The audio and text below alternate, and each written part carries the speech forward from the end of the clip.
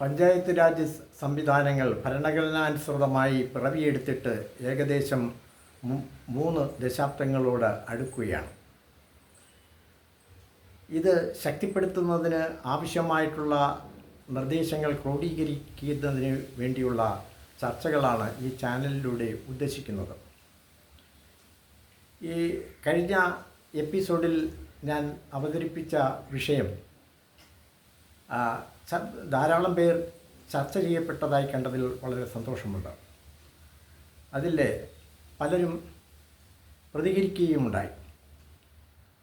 അതിൽ ഏറ്റവും പ്രധാനപ്പെട്ട 1-2 നിർദ്ദേശങ്ങൾക്ക് മറുപടി പറയാനാണ് ഈ ചാനൽ ഇപ്പോൾ അവതരണം നടത്തുന്നത്. അതിൽ മുൻ SCRTയുടെ ഡയറക്ടറായിരുന്ന ഡോക്ടർ രവീന്ദ്രനാഥ് നായർ പറയുകയുണ്ടായി, പഞ്ചായത്ത് രാജ് നിയമം നടപ്പാക്കിയതിൻ്റെ ഉദ്ദേശ്യം എത്രമാത്രം പൂർത്തീകരിക്കപ്പെട്ടു എന്നും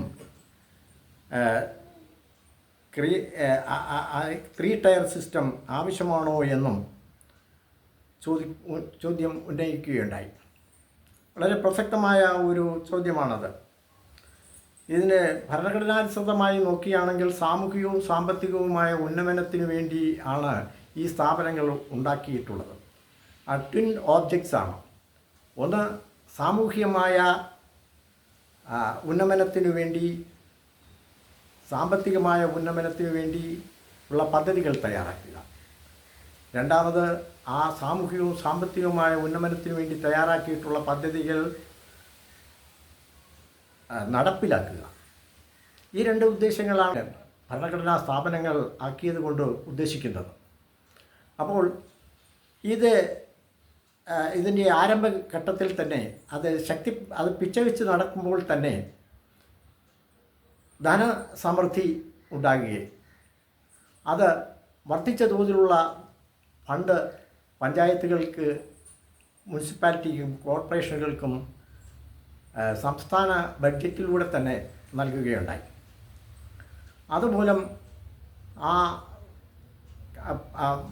പദ്ധതികൾ ആവിഷ്കരിക്കുന്നതിനും നടപ്പിലാക്കുന്നതിനും ആരംഭഘട്ടത്തിൽ തന്നെ അവർക്ക് സാധിച്ചിട്ടുണ്ട്. എന്നാൽ ക്രമേണ അവർ ചെയ്യേണ്ടിയിരുന്ന ചില ഭരണഘടനാനുസൃതമായിട്ട് സംസ്ഥാനങ്ങൾ വിട്ടു നൽകിയിട്ടുള്ള അധികാരങ്ങളിൽ ഉൾപ്പെടുന്ന പല കാര്യങ്ങളും നിർവഹിക്കുന്നതിൽ അവർ വേണ്ടത്ര ഉത്സാഹം കാണിക്കുന്നില്ല.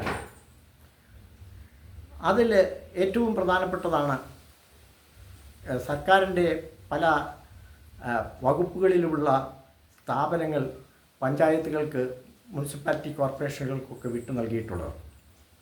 അപ്പോൾ ആ സ്ഥാപനങ്ങളിലോട്ടുള്ള മേൽനോട്ടപരമായ ഒരു ശ്രദ്ധയും അതിനെ നയിച്ചു കൊണ്ടുപോകുന്നതിനുള്ള പ്രാപ്തിയും തുടക്കം മുതലേ അവർ കാണിക്കാൻ അവർ വിട്ടുപോവുകയുണ്ടായി. അങ്ങനെ വിട്ടുപോയതിൽ അവരെ അന്ന് കുറ്റപ്പെടുത്താൻ ഒക്കില്ല. അവരെ ഈ ജനകീയാസൂത്രണം ഹൈജാക്ക് ചെയ്തിരുന്നു. എന്നാൽ ജനകീയാസൂത്രണ പദ്ധതികൾ ആവിഷ്കരിക്കുന്നത് ക്രമമായി ഉണ്ടായിരുന്നെങ്കിലും അത് നടപ്പിലാക്കുന്നതിന് ആവശ്യമായുള്ള ഫണ്ട് പഞ്ചായത്തുകൾക്ക് പലപ്പോഴും കാലതാമസം വന്നാണ് കിട്ടിയത്. അതുകൊണ്ട് തന്നെ പദ്ധതി ആവിഷ്കരണത്തിൽ പല താളപ്പിഴയും ഉണ്ടായിട്ടുണ്ട്. ഈ 2ാം ധനകാര്യ കമ്മീഷൻ, സംസ്ഥാനത്തിൽ രൂപീകരിച്ച 2ാം ധനകാര്യ കമ്മീഷൻ്റെ അധ്യക്ഷനായിരുന്ന ഡോക്ടർ പ്രഭാത് പട്നായിക്ക് തൻ്റെ 2ാമത്തെ ധനകാര്യ കമ്മീഷൻ്റെ റിപ്പോർട്ട് ഗവൺമെൻറ്റിന് സമർപ്പിച്ചതിൽ ഒരു പ്രധാനപ്പെട്ട കാര്യം ഉന്നയിച്ചിരുന്നു. ഈ പദ്ധതി ആവിഷ്കരണത്തിന് കൊടുക്കുന്ന സംസ്ഥാനത്തിൻ്റെ ബഡ്ജറ്റിലുള്ള തുക അത് കൃത്യമായി ഇവർക്ക് കിട്ടുന്നതിനും അതിൽ വീഴ്ചയുണ്ടാകാതിരിക്കാനും സംസ്ഥാനങ്ങളെ ബന്ധിപ്പിക്കുന്ന തരത്തിൽ പഞ്ചായത്ത് രാജ് ആക്ട് ഭേദഗതി ചെയ്തുകൊണ്ട് ഒരു സ്റ്റാറ്റ്യൂട്ടറി ആയിട്ടുള്ള ഒരു ഒബ്ലിഗേഷൻ ഗവൺമെൻറ്റിന് ഉണ്ടായിരിക്കണം എന്ന് നിഷ്കർഷിക്കുകയുണ്ടായി. അതനുസരിച്ച് നിയമ ഭേദഗതി ഇന്നുവരെ ഉണ്ടായിട്ടില്ല.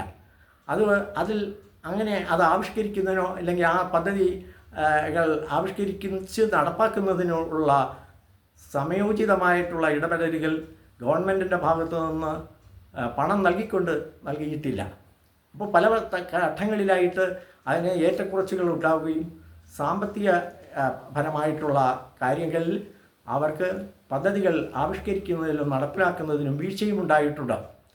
ഇത് മൂലം അവർക്ക് അതിൻ്റെ പുറകെ പോയിരുന്ന ഈ പഞ്ചായത്ത് രാജ് സ്ഥാപനങ്ങളിലെ അധ്യക്ഷന്മാർക്കും അതിൻ്റെ നടത്തിപ്പുകാർക്കും തങ്ങൾക്ക് കൈമാറിക്കിട്ടിയ സ്ഥാപനങ്ങളിലെ നടത്തിപ്പ് ശരിയായി വേണം നോക്കാൻ അവർക്ക് കഴിഞ്ഞിട്ടില്ല. ഓരോ വകുപ്പുകളും അതാത് ഡിപ്പാർട്ട്മെൻറ്റിൻ്റെ ഒരു ഓർഗൻ പോലെ പ്രവർത്തിക്കുകയാണ് ഉണ്ടായത്. പഞ്ചായത്ത് രാജ് ഇൻസ്റ്റിറ്റ്യൂഷൻ വിഭാവന ചെയ്തിരുന്നത് അങ്ങനെയായിരുന്നില്ല. അവരിപ്പോഴും ഒരു സാമ്രാജ്യമായ ഡിപ്പാർട്ട്മെൻറ്റിൻ്റെ ഒരു സാമ്രാജ്യമായിട്ട് തന്നെ അവർ പ്രവർത്തിക്കുകയാണ്. വളരെ നോമിനലായിട്ടുള്ള മേൽനോട്ടപരമായിട്ടുള്ള കാര്യങ്ങളെ ഈ സ്ഥാപനങ്ങൾ ഇപ്പോൾ നടത്തുന്നുള്ളൂ എന്നുള്ളത് 1-2 ഉദാഹരണം പറയാം. ഒന്ന്, ഈ ആരോഗ്യ വകുപ്പിലെ പ്രൈമറി ഹെൽത്ത് സെൻറ്റർ അങ്ങനെ തുടങ്ങിയിട്ടുള്ള ആരോഗ്യ ആ ഡിപ്പാർട്ട്മെൻറ്റിൻ്റെ പല സ്ഥാപനങ്ങളും ത്രിതല പഞ്ചായത്തുകൾക്ക് കൈമാറിയിട്ടുണ്ട്. ഈ ത്രിതല പഞ്ചായത്തുകൾക്ക് കൈമാറിയതോടുകൂടി അതിൻ്റെ മേൽനോട്ടപരമായിട്ടുള്ള കാര്യങ്ങളെല്ലാം ഈ സ്ഥാപനങ്ങളിൽ നിക്ഷിപ്തമാണ്. പക്ഷേ അത് ചെയ്യാത്തതിൻ്റെ ഭാഗമായിട്ട് ആരോഗ്യ പ്രവർത്തകരെ ആശുപത്രികളിൽ കയറി കയ്യേറ്റം ചെയ്യുമ്പോൾ കൈയും കെട്ടി നോക്കിക്കൊണ്ട് നിൽക്കാനേ കഴിയുന്നുള്ളൂ. അവരുടെ സംരക്ഷണയിലുള്ള സ്ഥാപനങ്ങളാണ്. അത് പ്രൈമറി ഹെൽത്ത് സെൻറ്റർ മുതൽ ജില്ലാ ആശുപത്രികൾ വരെ കൈമാറിയിട്ടുള്ളതാണ്.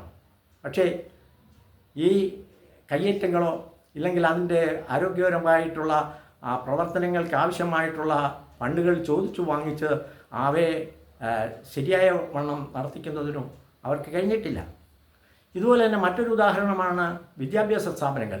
വിദ്യാഭ്യാസ സ്ഥാപനങ്ങളിൽ അധ്യാപകന്മാർ കൃത്യമായി വരുന്നുണ്ടോ, കുട്ടികളോടുള്ള അവരുടെ പെരുമാറ്റം എന്താണ്, അവരെ നിയന്ത്രിക്കുന്നതിൽ അവർ എത്രമാത്രം ശ്രദ്ധിക്കുന്നുണ്ടോ, ഇത്തരം കാര്യങ്ങളൊക്കെ അക്കാഡമിക്കായിട്ടുള്ളത് ഒഴിച്ച് മറ്റുള്ള കാര്യങ്ങളെല്ലാം ഈ ത്രിതല പഞ്ചായത്തുകൾക്കും നഗര സഭകൾക്കും ഒക്കെ അവരിൽ നിക്ഷിപ്തമാണ്.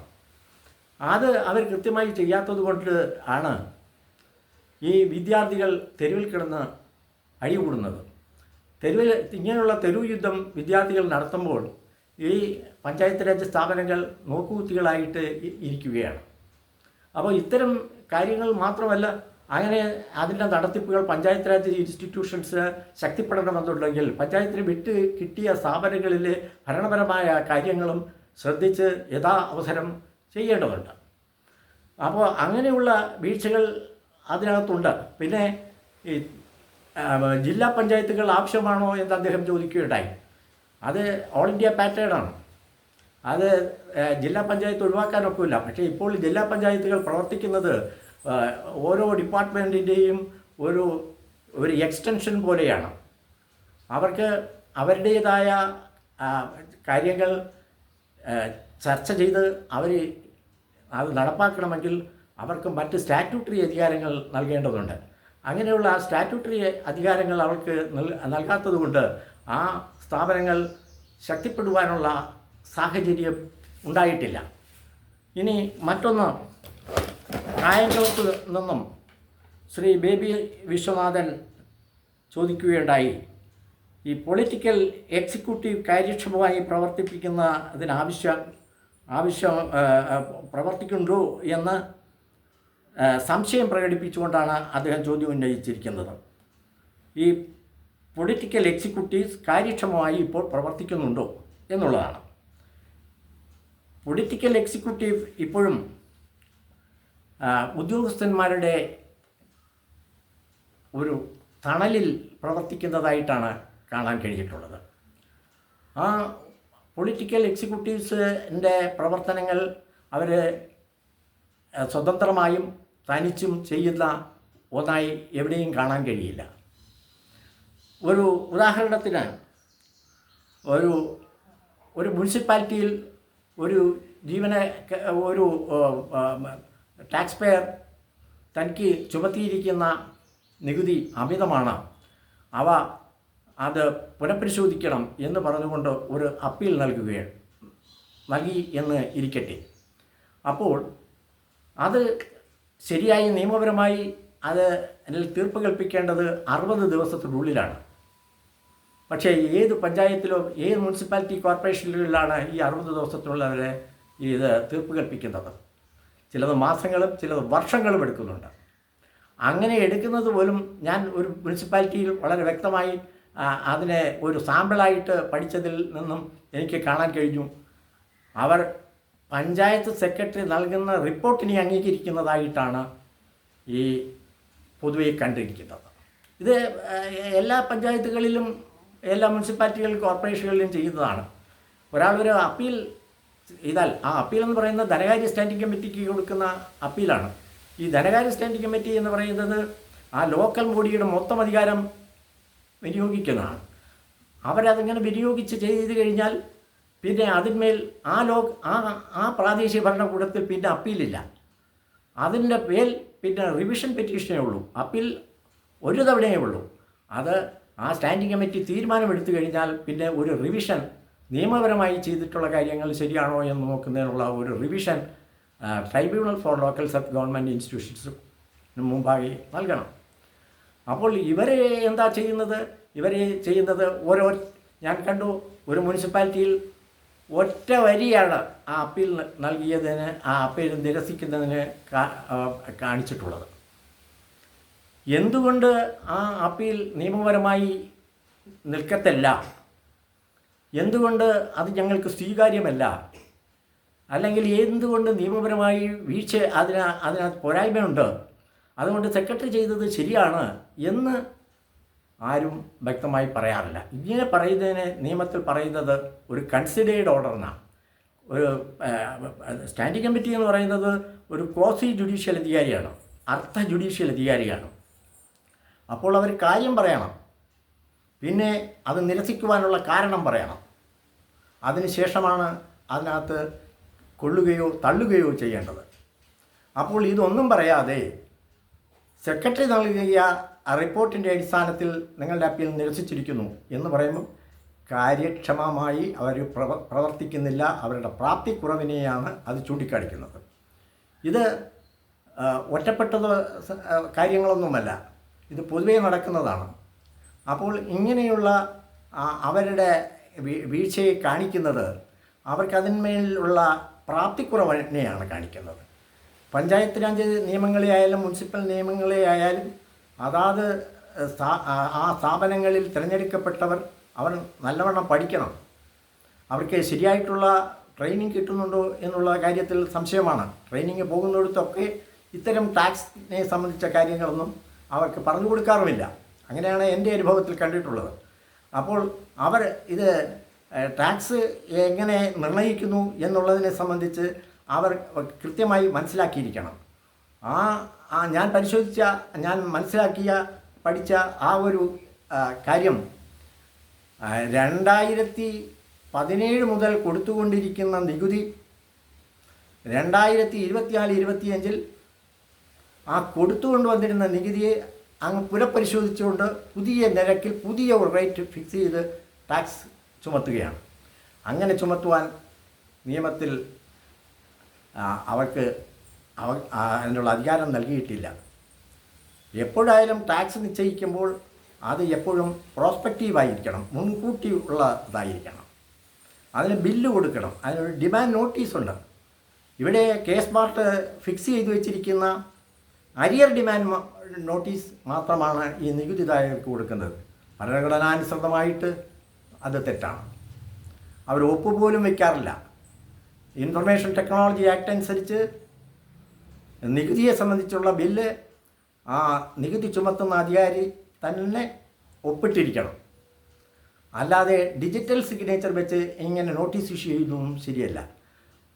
അപ്പോൾ ഡിമാൻഡ് നോട്ടീസ് ഇല്ലാതെയും അരിയർ ഡിമാൻഡ് നോട്ടീസ് നൽകിക്കൊണ്ട് അത് നികുതി പിരിക്കുവാൻ ശ്രമിക്കുന്നത് നിയമപരമായി നിലനിൽക്കത്തക്കതല്ല.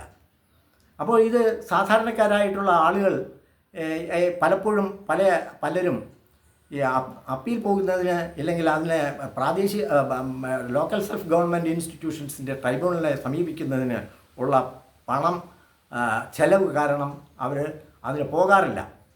ഏറ്റവും എളുപ്പത്തിലും ഏറ്റവും എളുപ്പത്തിലും ചെലവ് കുറഞ്ഞ രീതിയിലും നീതി നിർവഹിക്കുന്നതിന് വേണ്ടിയാണ് ഈ പഞ്ചായത്ത് രാജ് ഇൻസ്റ്റിറ്റ്യൂഷൻസ് ഉണ്ടാക്കി വെച്ചിരിക്കുന്നത്. ആ നീതി അവർക്ക് ലഭിക്കുന്നില്ല എങ്കിൽ ഈ പഞ്ചായത്ത് രാജ് ഇൻസ്റ്റിറ്റ്യൂഷൻസ് കൊണ്ട് വലിയ പ്രയോജനമൊന്നും ഉണ്ടാകാൻ പോകുന്നില്ല. മഹാത്മാഗാന്ധി തന്നെ ഒരിക്കൽ നൈനിറ്റാളിൽ വെച്ച് പറയുകയുണ്ടായി, പഞ്ചായത്ത് രാജ് ഇൻസ്റ്റിറ്റ്യൂഷൻസിന് എത്ര അധികാരം നൽകുന്നുവോ അത്രത്തോളം ഞാൻ സന്തോഷവാനായിരിക്കും. പക്ഷേ അവർ ക്രമമായി അത് ചെയ്യണം, അത് നിയമപരമായി ചെയ്യണം. അങ്ങനെ ചെയ്തില്ലെന്നുണ്ടെങ്കിൽ അതിൻ്റെ ഭാരം കൊണ്ട് ആ സ്ഥാപനങ്ങൾ തകർന്നു വീഴും. ഇതുതന്നെയാണ് എനിക്കും ചൂണ്ടിക്കാണിക്കാനുള്ളത്. നമസ്കാരം.